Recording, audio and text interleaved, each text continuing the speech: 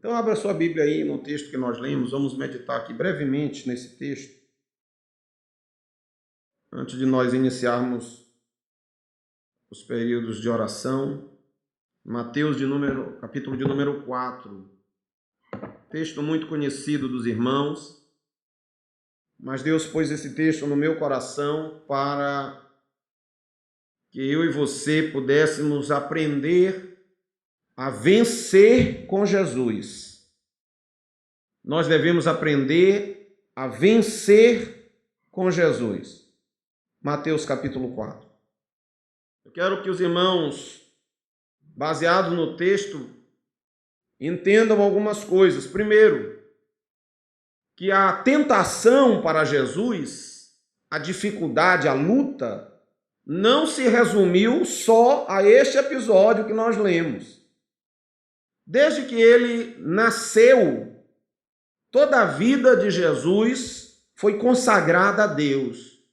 Embora não tenhamos o relato específico dos anos que se seguiram, mas toda a vida de Jesus foi uma vida que, à semelhança de cada um de nós, teve suas tribulações, teve suas tentações, teve suas dificuldades, mas em tudo Jesus foi vencedor. E eu quero mostrar para os irmãos aqui, com base no texto, que ele, Jesus, é um exemplo para nós, para nossa vida atual, de como nós podemos também ser vencedores. Não só sobre o pecado, mas também sobre a forma de vida deste mundo e principalmente vencedores contra as forças de Satanás. Porque, pelo que a Bíblia nos ensina, e nós não devemos ignorar isso, as forças das trevas, elas são a real oposição àqueles que buscam a presença do Senhor. Paulo disse, não temos que lutar contra a carne e o sangue, mas temos que lutar contra os principados, as potestades, as forças do mal do presente século. Efésios capítulo 6 é claro quando trata a respeito disso. Então eu queria mostrar para os irmãos primeiro que Jesus ele foi o nosso exemplo. Porque a Bíblia diz no capítulo 1 de João que ele, Jesus, era a luz. E ele, como luz, diz o versículo 6, que as trevas não prevaleceram contra ele. Não prevaleceram. Portanto, a primeira coisa que eu devo entender é que Jesus ele passou por inúmeras dificuldades como eu e você passamos. Mas em nenhum momento Jesus vacilou, fracassou ou perdeu. Porque as trevas até tentaram, mas não conseguiram prevalecer contra o Senhor. Ele é o nosso exemplo. A Bíblia também diz que ele triunfou sobre o poder das trevas. Se você abrir a Bíblia em João 16:33, vai ver que ele disse para os seus discípulos, Colossenses 2,15, Paulo diz para nós através da palavra, foi na cruz que Cristo se livrou do poder dos governos e das autoridades espirituais. Eu estou lendo na linguagem de hoje porque foi a versão que eu achei mais fácil de nós entendermos. E ele diz que foi na cruz que ele se livrou do poder dos governos e das autoridades espirituais. Ele humilhou esses poderes publicamente, levando-os prisioneiros no seu desfile da vitória. Este é o entendimento do texto. Quando, em outras palavras, diz que ele triunfou sobre eles na cruz e os expôs publicamente.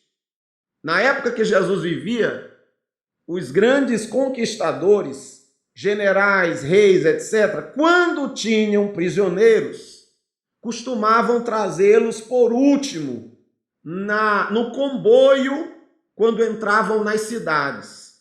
Havia toda uma cerimônia de homenagem e era comum para o comandante entrar na frente com toda a pompa, muitas vezes ao som de uma banda militar, aclamado pelo povo, demonstrando sua vitória, mostrando sua vitória. Às vezes, um arauto ia propagando a conquista e no fim vinham humilhados os prisioneiros, amarrados, muitas vezes seminus, muitas vezes presos em correntes, para exibir a conquista daquele general vencedor.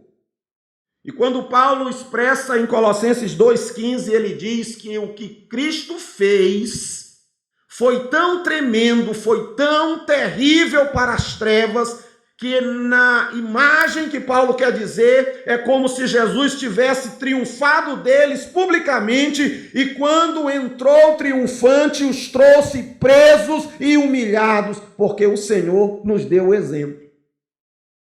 A vitória de Jesus sobre as trevas foi retumbante, foi incompreensível. Ele os venceu na cruz, conforme Colossenses 2,15. Não só as trevas, mas Jesus também venceu o mundo, porque ele é exemplo. E a Bíblia diz assim, João 16,33, tenho-vos dito isso para que em mim tenhais paz. No mundo tereis aflições, mas tende bom ânimo. Eu venci o mundo. Jesus vence as trevas e as expõe, derrotadas e humilhadas. O poder das trevas está derrotado e humilhado. Por isso o Senhor pôde dizer, as portas do inferno não prevalecem contra a igreja do Senhor. Por isso a Bíblia diz que nós em Cristo somos mais do que vencedores. Por isso Paulo nos mostra que vestido das armaduras espirituais, nós temos poder para vencer as forças das trevas e permanecer firmes. Por isso a Bíblia diz que nós, quando nos sujeitamos a Deus, podemos resistir ao diabo e ele fugirá de nós, porque o Senhor venceu e foi exemplo. E Jesus também venceu o pecado. Talvez, se de uma forma geral, podemos dizer que são os três grandes inimigos que nós temos: o mundo, as trevas e o pecado. O mundo é o inimigo externo. As trevas são o inimigo externo. Mas o pecado é um inimigo interno. A Bíblia diz que nós pecamos quando somos atraídos e engodados, enganados pelos nossos próprios desejos. Então, quando nós estamos encarando o mundo que foi vencido por Cristo, com suas dificuldades, com suas dores, com suas lutas, é o inimigo externo. Quando encaramos as forças de Satanás, é o inimigo externo. Mas quando lutamos contra o pecado, é um inimigo interno. Está na nossa natureza humana, que ainda carregamos conosco enquanto estamos aqui nesta forma mortal. Porque quando o Senhor vier, vai se completar a obra da redenção e nós receberemos um novo corpo, uma nova vida, onde não estaremos mais sujeitos ao pecado. Então, o pecado é uma batalha que nós continuamos travando.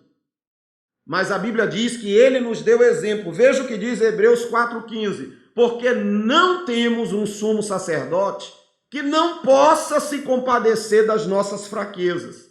Porém, nós temos um que, como nós, em tudo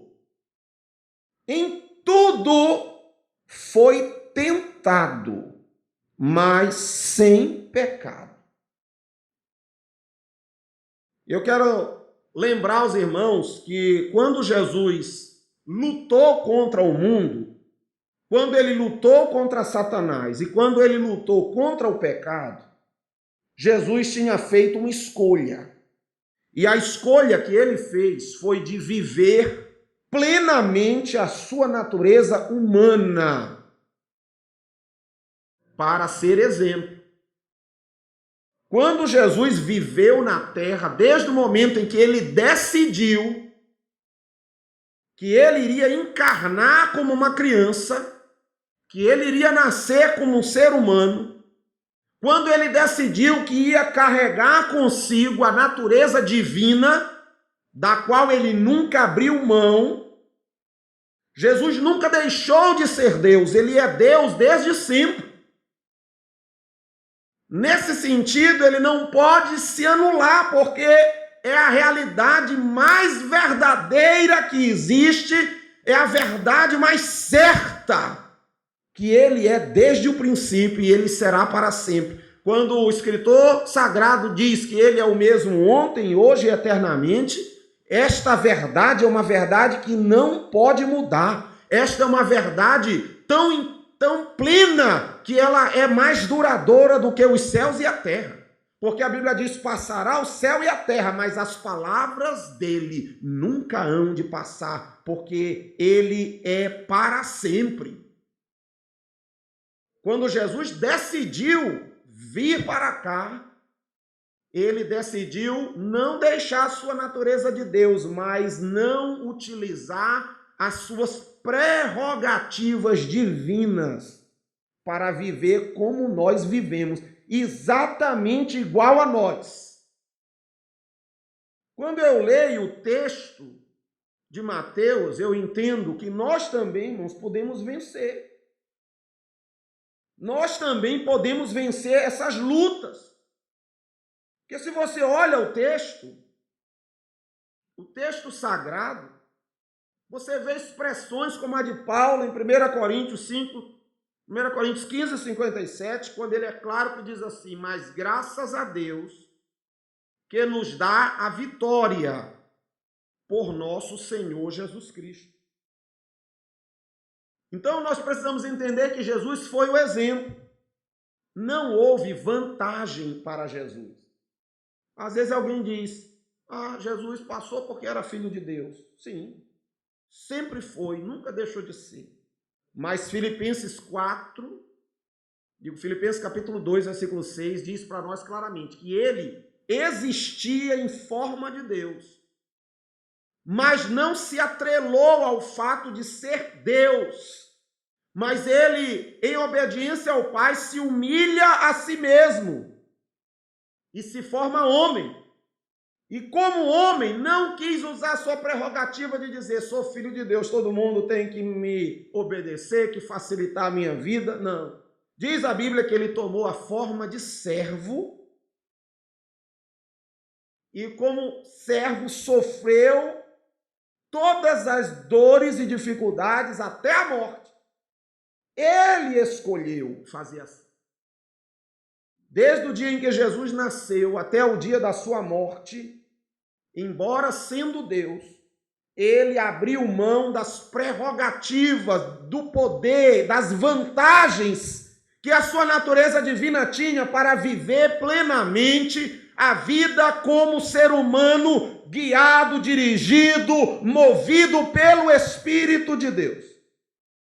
É tanto que, antes de qualquer coisa, de iniciar o ministério, ele sai da água e o Espírito vem como uma pomba e desce sobre ele para dizer assim, agora está na hora de começar o ministério. Foi um testemunho público de que Jesus estava ali, guiado pelo Espírito. Para quê? Para viver exatamente como eu e você vivemos.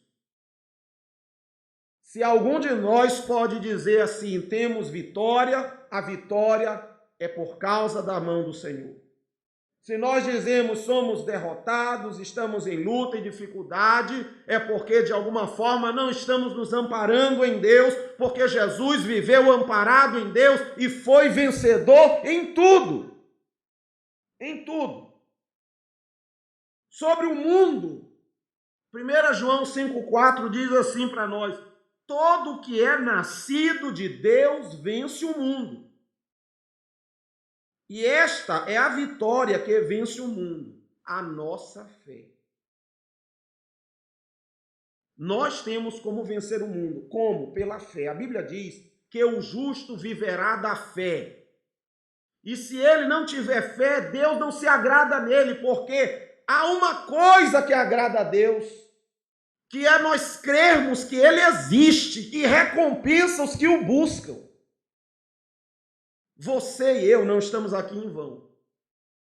Por mais simples que pareça, por mais que seja um culto que você possa dizer assim, não foi tão rápido, passou tão rápido, mas a tua disposição, irmão, e a minha de estarmos aqui buscando ao Senhor é porque nós cremos que Ele é Deus. E eu quero dizer a você que Ele honra, ama e abençoa os que o buscam.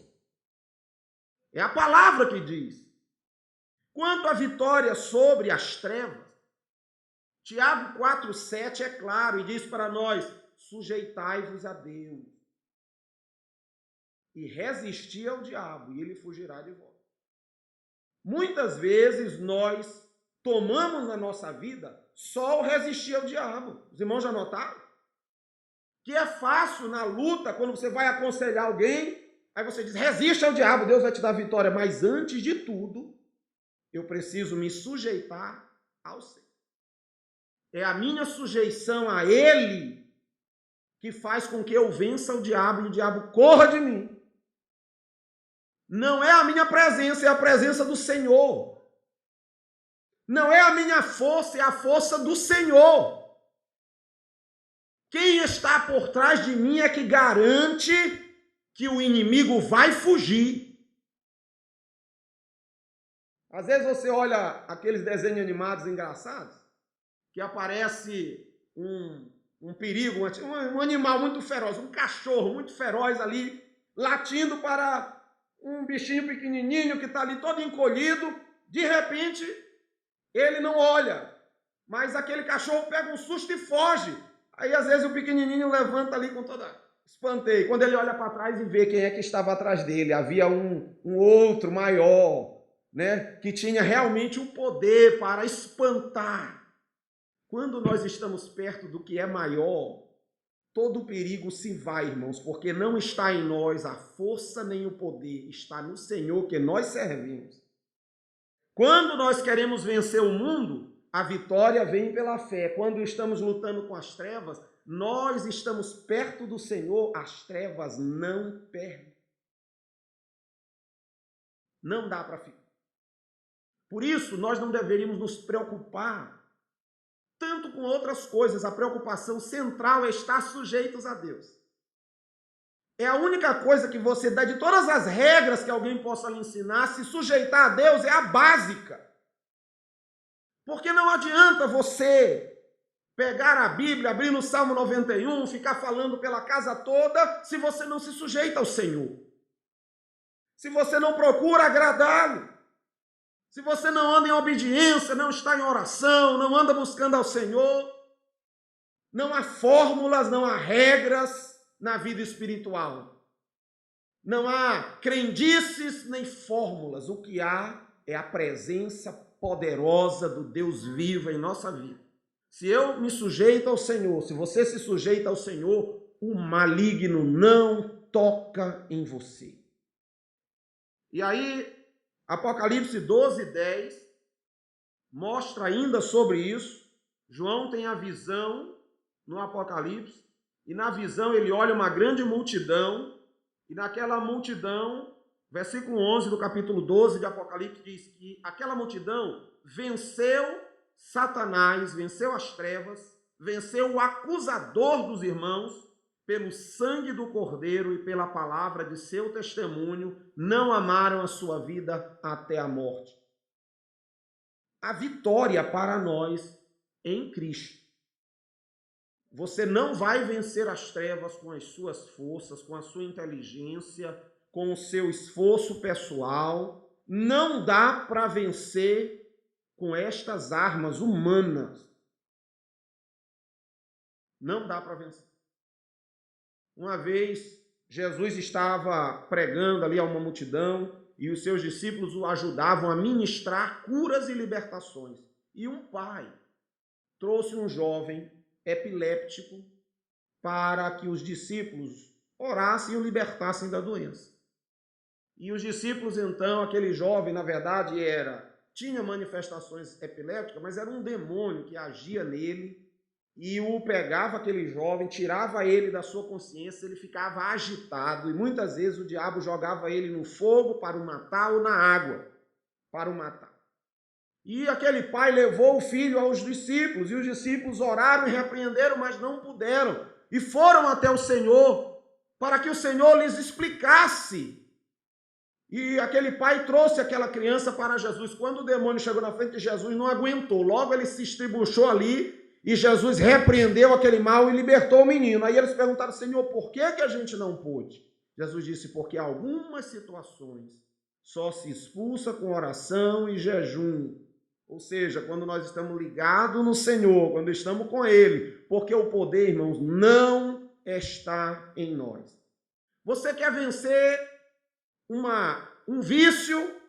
Você quer vencer um pensamento ruim? Você quer vencer uma fraqueza humana? Você quer vencer uma dificuldade? Você precisa buscar o poder naquele que pode lhe ajudar.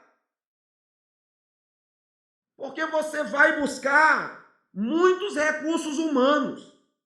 Eles vão encobrir, vão disfarçar, podem até aliviar, mas só o poder de Jesus liberta o homem. E ele prometeu vitória para os que o buscam. E também sobre o pecado. 1 João 5,18 é claro quando diz, sabemos, todo que é nascido de Deus não vive em pecado. Em outras traduções diz, não vive na prática do pecado, não vive pecando, não assume uma atitude de continuidade. Por quê? Porque é nascido de Deus. E Deus guarda ele para si mesmo, e o maligno não pode lhe tocar. Então, nós precisamos buscar, no exemplo de Jesus, vitória sobre o mundo, sobre as trevas e sobre o pecado. Porque esta é uma força e uma bênção que Deus reservou para nós. Então, nós não podemos aceitar viver oprimido de forma passiva. Há uma regra, e o pessoal comenta, às vezes, no reino animal, que se você submete um animal a uma opressão por muito tempo, ele se torna um animal medroso. Você condiciona, até alguns casos de pessoas sequestradas que, percebendo determinados sinais que existiam durante o cativeiro, quando ouvem, entram em pânico, porque aquilo ali lembra uma situação ruim. Tem muitos de nós que estão aceitando viver sob o jugo de Satanás, do mundo e do pecado. E não estão se rebelando contra isso. Estão vivendo passivamente, aceitando como se fosse uma fraqueza, como se fosse parte de si mesmo. Mas o que a Bíblia nos ensina é que nós temos o poder da parte de Deus para vencer o mundo, as trevas e o pecado. Não devemos nos submeter a viver dominados por estas coisas. Jesus disse para os judeus e para os seus discípulos que se o Filho libertar, verdadeiramente nós somos livres. Às vezes, as coisas que nos prendem precisam de oração, de jejum e de consagração da vida para que o poder do Senhor quebre. Por isso, a santificação, ela é um processo e também é um ato instantâneo. Deus nos santifica quando entregamos a nossa vida a Cristo. Mas a nossa natureza humana precisa cada dia ser trabalhada, para que nós vivamos mais na dependência do Espírito de Deus, sujeitos a Deus, em comunhão com Deus, consagrados a Deus, e a nossa natureza humana possa estar sob controle do poder do Espírito. Mas tem gente que tem se acomodado com tudo que a carne quer, dá vazão, dá o aval e nós devemos nos posicionar contra o mundo, contra Satanás e contra o pecado. De maneira que o pecado não pode ser uma prática habitual daqueles que professam a fé em Cristo. Porque quando nós somos nascidos de Deus, pecar nos incomoda, nos perturba. Pecar nos deixa sem paz. A nossa alma, quando você experimenta ser livre das cargas, e o pecado se mostra uma dominação na sua vida, você percebe claramente o peso que você volta a carregar. Você fica com toda aquela vontade de largar, mas às vezes a vergonha não deixa, às vezes são vícios, são desejos que prendem, mas pelo poder de Deus nós podemos ser livres. Aí o texto mostra Jesus combatendo, e aí eu queria usar o exemplo do Senhor para trazer para nós pensarmos em 6 dicas de como vencer. A primeira, Jesus mostra aqui, como a própria Bíblia já disse, nos sujeitando ao Espírito do Senhor. Sujeitando a Deus. Como Gálatas 5,16 expressa muito bem. Veja no versículo 1 do capítulo que nós lemos, que Jesus não estava no deserto à toa. Ele não estava no deserto por uma coincidência. Ele não estava no deserto por vontade própria. Ele não estava no deserto porque alguém o encurralou no deserto. Jesus estava no deserto porque foi levado, foi conduzido, foi dirigido, foi direcionado pelo Espírito de Deus. E às vezes nós não queremos nos sujeitar ao Senhor, mas Jesus se sujeitou a Deus, por isso ele teve vitória. Veja que Filipe, um dos diáconos da igreja primitiva, recebeu do Espírito de Deus uma ordem. Levanta, desce para a faixa de Gaza que está deserta. Ele podia ter dito, por que, Senhor? Está deserto, eu vou fazer o que lá? Mas quando eu sou sujeito a Deus e ouço a voz do Senhor, eu obedeço e Deus garante a minha vitória. Sujeitar-se a Deus é viver e procurar viver uma vida de obediência aos princípios de Deus. Ainda que isso pareça que vai nos causar sofrimento, alguma dor, às vezes parece que nos vai causar perdas, mas quando você investe no reino de Deus, aquilo que Deus lhe dá em troca é multiplicado. A Bíblia diz que é sacudido e transbordante. Jesus chegou a dizer que não há homem sobre a terra que tenha escolhido largar pai, mãe, irmãos, que não receba nesta vida 100 vezes mais, e na vida e depois a vida eterna. Porque Deus honra nossas escolhas. Quando eu escolho me sujeitar ao Senhor e à voz do seu Espírito, eu também estou escolhendo o melhor caminho para mim. Parece, às vezes, aos olhos humanos, ruim, difícil. Como vai ser daqui para frente? Como eu vou conseguir? Como eu vou fazer? Vai doer, vai ser ruim. Experimente confiar. Experimente deixar o Espírito de Deus lhe conduzir pela sua palavra. Se sujeite a Deus. É o primeiro passo para a vitória em toda a nossa vida. Segundo, nós precisamos aprender a nos consagrar ao Senhor.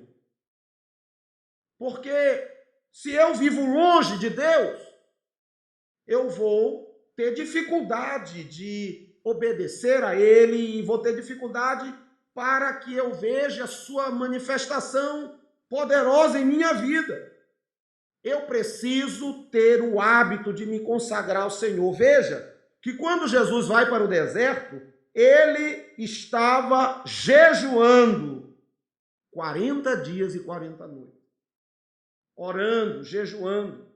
O texto de Lucas diz que ele estava entre as feras. Mas ele estava em consagração ao Senhor.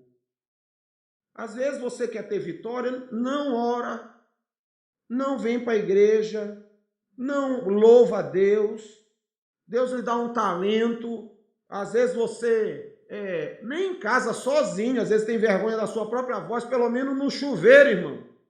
Cante, louve ao Senhor, não fique calado, você precisa louvar a Deus em sua casa. É bom ouvir? É bom. Ouça para aprender, para depois cantar. Porque quem está cantando, amém. Teve a sua inspiração, ofereceu a Deus o seu sacrifício de louvor e o seu. A Bíblia diz que todo ser que respira, louve ao Senhor e não fique ouvindo o outro louvar. Abra sua boca e louve. Louve. Sua voz é rouca, fanha, estridente. Você sai do compasso, procure se aperfeiçoar, mas louve ao Senhor. Ore. Tire aquele momento, discipline para orar. Leia a Bíblia. Medite na Bíblia. Consagre a sua vida ao Senhor. Aí você diz, será que consagrar é só aquele dia, terça-feira, quarta-feira, ou então no dia do ciclo de oração? Não, irmãos. O crente não tem dia e hora para consagrar. O crente precisa viver permanentemente consagrado ao Senhor. Se a sua consagração inclui um jejum, amém. Se inclui um louvor ou aí da igreja, amém. Mas em todo tempo, Paulo chega a dizer, orai em todo tempo. Em todo momento nós temos que estar ligados no Senhor, adorando com a nossa mente, com o nosso coração. Quantas vezes eu já entrei em banheiros, em lugares cheios de gente para clamar pelo socorro do Senhor. Quantas vezes o Senhor me ouviu nestes lugares? Todo tempo, irmãos, você pode estar consagrado ao Senhor.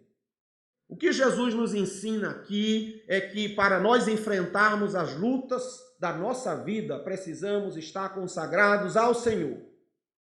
E a consagração é isto, é se dedicar a Ele, é buscar a sua presença, é orar em casa, fora de casa. Tem irmãos, às vezes eu vejo, os irmãos sabem que às vezes eu mando um íconezinho dizendo assim, hoje tem culto, não falta.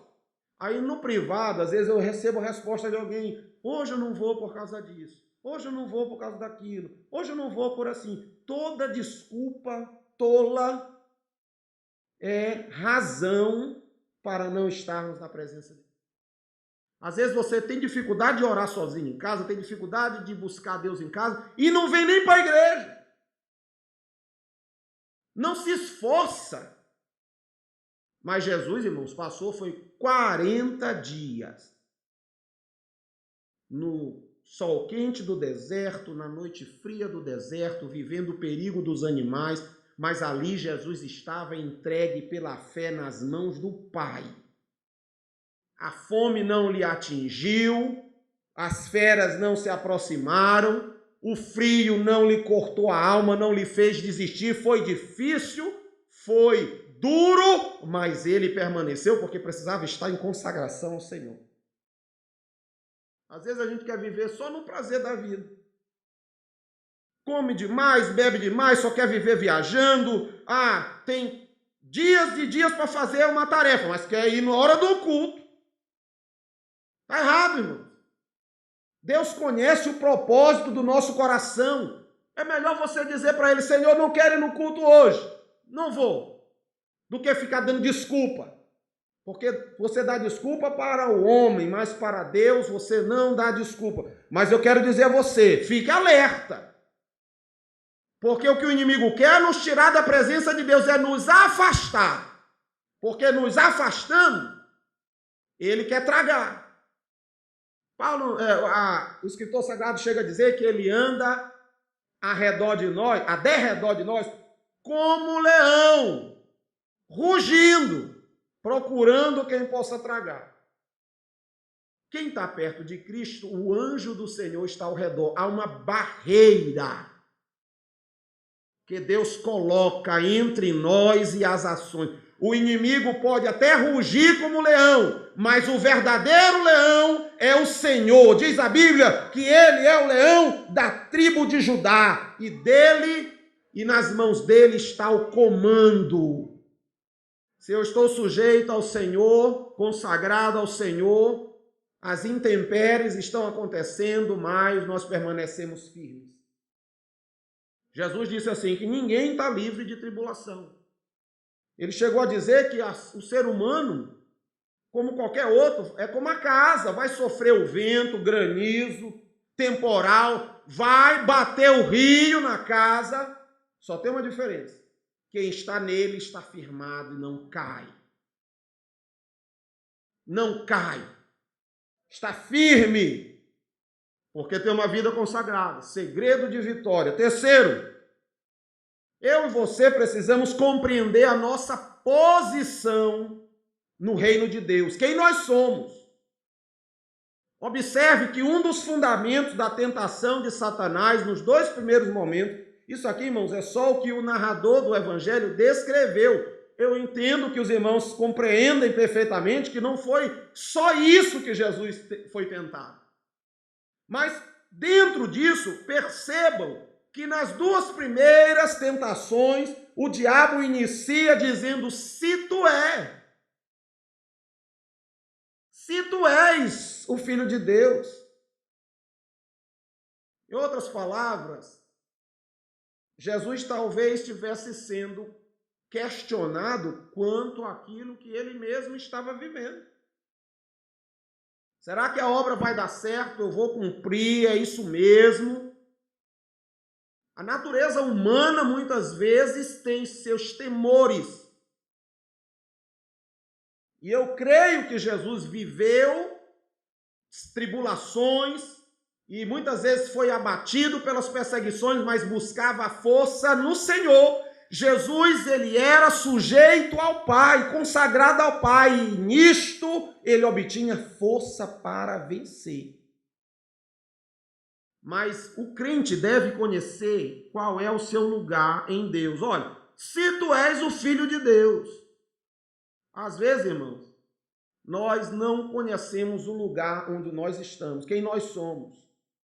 Aceitamos Jesus, não viemos à igreja para aprender a palavra, ficamos aprendendo a palavra por recado dos outros, em videozinho de internet, não frequentamos a escola dominical, não queremos nos sujeitar ao Senhor, não aprendemos nada. Aí entramos no que Oséias diz, o meu povo perece porque lhe falta conhecimento. Aí eu lembro que um pastor, uma vez, aquele pastor Cláudio Duarte, usou uma figura muito interessante que todo mundo brigava muito, que era do Rei Leão. Aí ele conta o exemplo, bem verdadeiro o exemplo dele. O filhote do Rei Leão, que era um leãozinho, foi tirado da sua condição de leão. Foi criado com um javali e um outro animal lá, que eu não lembro agora o que é. Um suricato. E aqueles dois, com medo dele crescer, se entender leão e devorar os dois, passaram todo o tempo em que ele crescia dizendo para ele que ele não deveria comer carne, que ele era um deles. Aí botaram o apelido lá do Hakuna Matata. É isso. Aí ele era ali o estranho. Cresceu sem saber quem era. Tem crente que é assim, o exemplo dele foi perfeito. Às vezes você não sabe quem você é diante de Deus. Então você se acha sempre um fraco, se acha sempre um fracassado, se acha sempre um derrotado, se acha sempre alguém que não tem força, sempre os outros é que tem que estar orando por você, sempre os outros é que tem que estar jejuando por você. Irmão, caia na real. Você é um leão na presença de Deus. E a Bíblia diz aqui, veja, Romanos 8,16, o mesmo Espírito testifica com o nosso espírito que somos filhos de Deus. E se somos filhos, somos herdeiros, herdeiros de Deus, co-herdeiros de Cristo. Se é certo que com ele padecemos, para que também com ele sejamos glorificados. Pare de se achar fracassado, derrotado, sem condição de vencer. Deus te escolheu, te separou, te selou, te tirou das trevas, te transportou para o reino do seu Filho amado. Você é nova criatura, é eleito, é sacerdote, é nação santa. Então pare de se sujeitar ao que o mundo manda, ao que Satanás manda e ao que o pecado manda. Assuma o seu lugar. Reconheça-se como filho de Deus.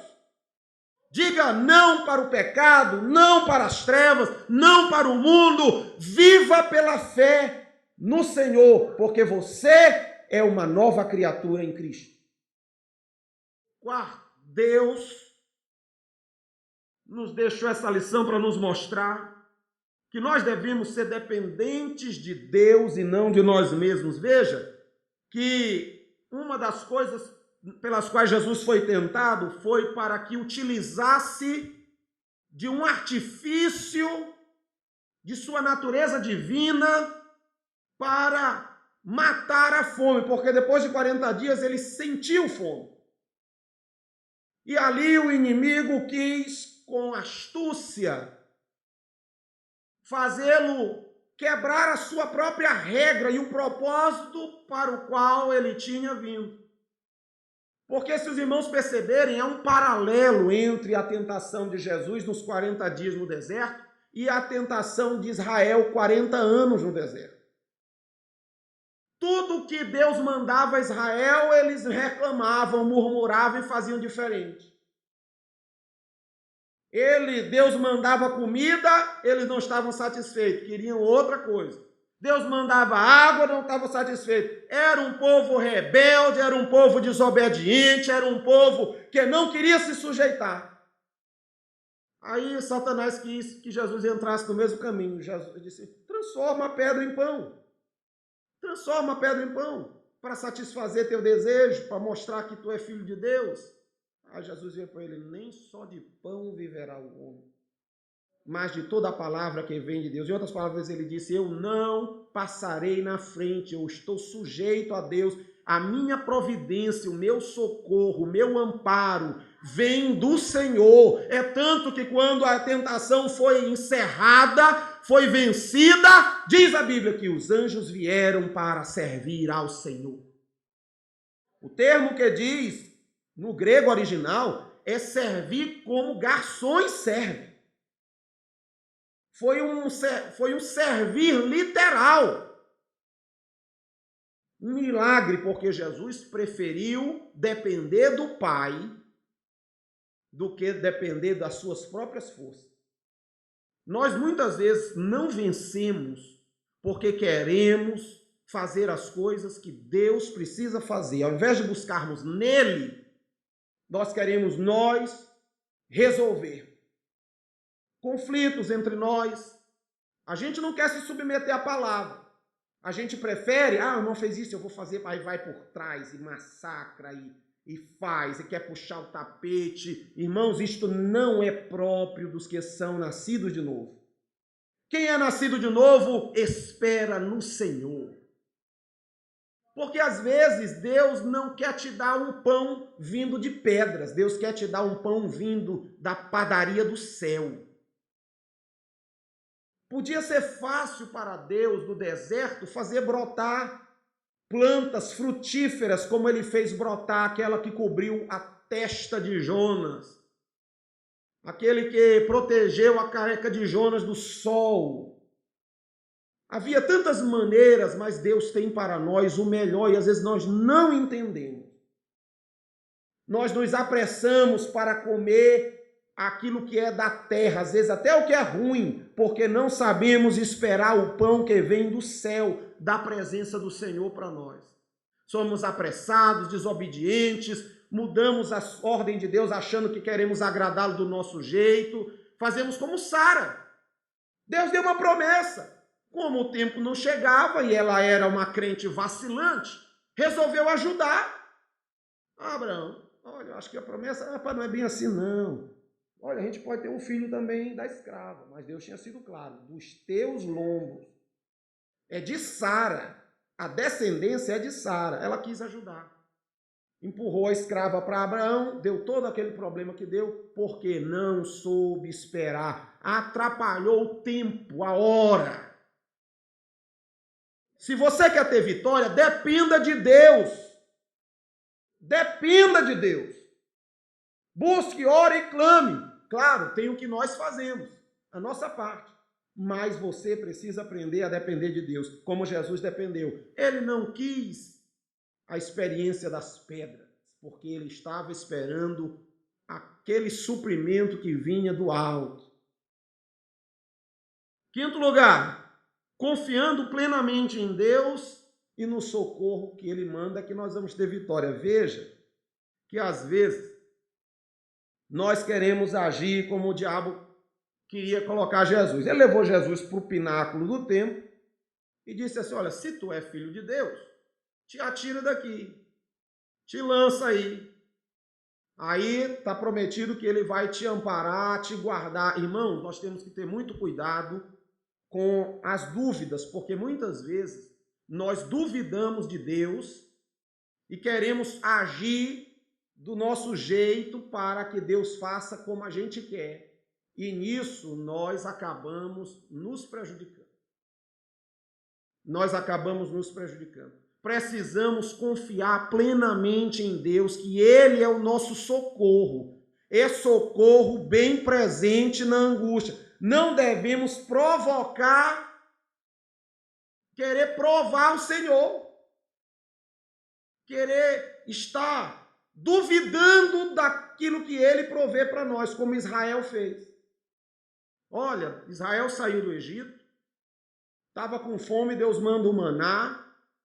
Comendo o maná, aquilo tinha um sabor que era inigualável, não tinha coisa parecida na terra. Bebiam água de fontes puras no meio do deserto. Tudo Deus suprindo. E o povo murmurando. Ah, esse pão é ruim. Eu não quero. Eu quero carne. Aí Deus manda a carne. Murmura. Oh, irmãos, o povo ficava com saudade das cebolas do Egito. Como é que pode isso?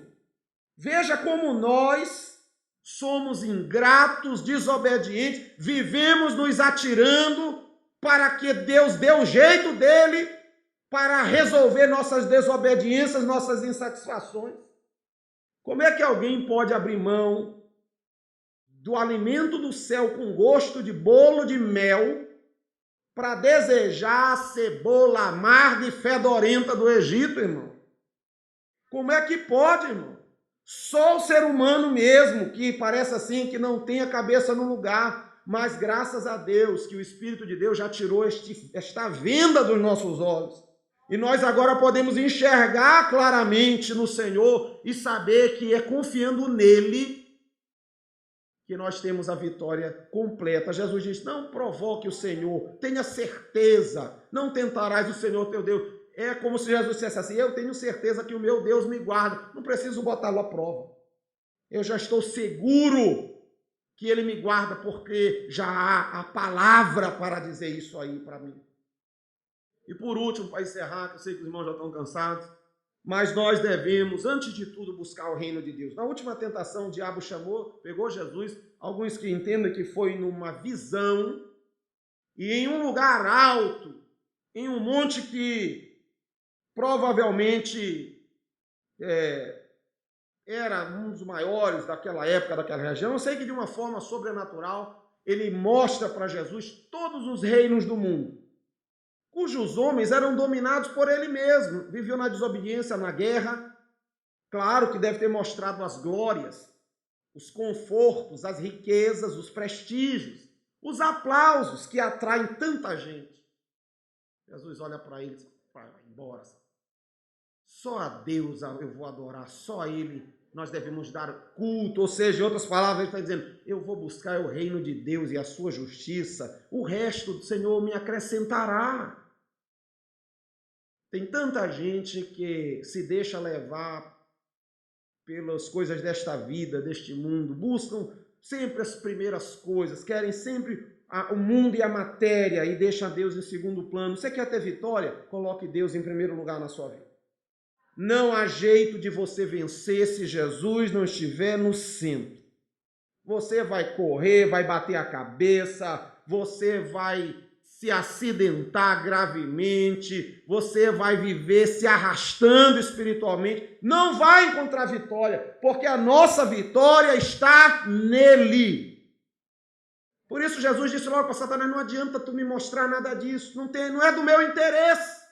O meu negócio é adorar o Pai. Só a Ele eu vou adorar, só a Ele eu vou servir. Ele é o primeiro lugar da minha vida. E o que é que tem ocupado o primeiro lugar da tua vida, irmão? É uma angústia, uma preocupação, é um filho, é um problema qualquer. Tire isso do centro, irmão. Bote na periferia, busque ao Senhor que Ele vai resolver. Experimente Jesus chegar perto de você, os problemas vão correr. Se não correr, vão ser queimados, mas não ficarão. Porque onde o rei está, onde o Senhor está, ali a liberdade, a vitória, a paz, a alegria. Você vai ter problema? Vai, mas tenha bom ânimo, Ele venceu o mundo. Deus nos dê essa confiança, esta fé. Então, quando você passar na prova, na luta, saiba que Jesus venceu. Ele é nosso exemplo e devemos buscá-lo com todo o fervor da nossa vida. Amém?